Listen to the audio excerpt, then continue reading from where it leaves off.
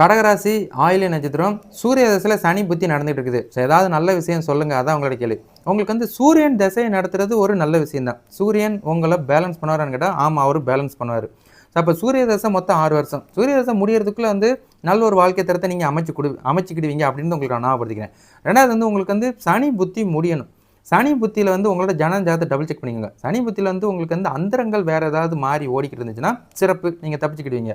ஒரு வேளை சனி புத்தி முடிகிற வரைக்கும் வந்து கொஞ்சம் சுமார் ரகமாக இருக்கிற மாதிரி ஒரு ஃபீல் இருக்கும். அதை மட்டும் மெயின்டைன் பண்ணிக்கோங்க. ஸோ இது நல்ல நேரமா கெட்ட நேரமான்றது தான் கான்செப்ட். இப்போ நம்ம வந்து கடகராசின் போது வந்து எல்லாருக்கும் மொத்தமாக வந்து இந்த கான்செப்ட் தான் இருக்குது, அந்த கான்செப்ட் தான் இருக்குது அப்படின்றத மைண்டில் ஏற்றுப்பீங்க.